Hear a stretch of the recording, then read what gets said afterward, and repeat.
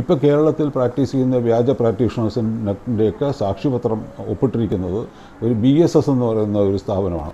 BSS എന്ന് പറയുന്നത് ചിലർക്കെങ്കിലും കേട്ടിട്ടുണ്ടാകും, ഭാരത് സേവക് സമാജ്. ഭാരത് സേവക് സമാജ് അവർക്ക് ഡിഗ്രി കൊടുക്കാനായിട്ട് അംഗീകാരമില്ല. ഒരു ഇന്ത്യയുടെ പ്ലാനിംഗ് കമ്മീഷനാണ് ആദ്യം 50കളിൽ ഈ ഭാരത് സേവക് സമാജ് സ്ഥാപിച്ചത്. അത് അത്രയും ശരിയാണ്. പക്ഷേ ഈ പ്ലാനിംഗ് കമ്മീഷൻ തന്നെ ഇപ്പോൾ ഇല്ല.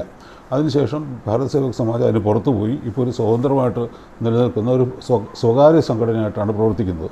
അവർക്ക് അതുകൊണ്ട് തന്നെ ഒരു ക്വാളിഫിക്കേഷനോ അക്യുപഞ്ചർ എന്നല്ല, ഒരു ക്വാളിഫിക്കേഷനോ അംഗീകരിക്കാനോ സാക്ഷ്യപത്രം കൊടുക്കാനോ ഒന്നും ഒരു അവകാശവുമില്ല.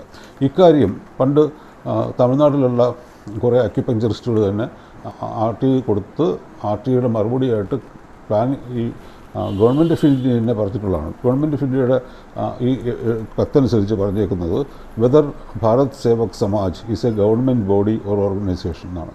ഗവൺമെൻറ്റിൻ്റെ ഒരു സ്ഥാപനമാണോ? അതിന് ഉത്തരം നോ, അല്ല എന്നാണ്.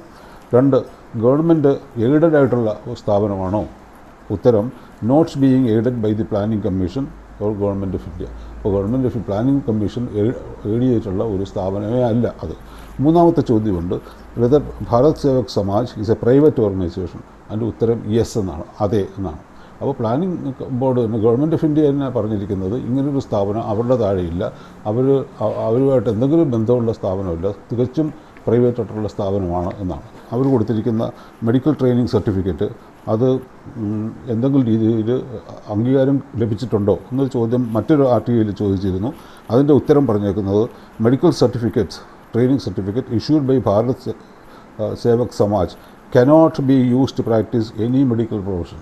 വൈദ്യശാസ്ത്രവുമായിട്ട് ബന്ധപ്പെട്ട ഒരു സേവനത്തിൻ്റെ അകത്തേക്കും ഇതിന് ഒരു അംഗീകാരവുമില്ല എന്ന് വളരെ വ്യക്തമായിട്ട് ഗവൺമെൻറ് ഓഫ് ഇന്ത്യ തന്നെ പറയുന്നുണ്ട്. അപ്പോൾ അതുകൊണ്ട് ഇതൊരു ഗൗരവമുള്ള വിഷയമായിട്ട് നമ്മൾ എല്ലാവരും ചിന്തിക്കേണ്ട കാര്യമാണ്.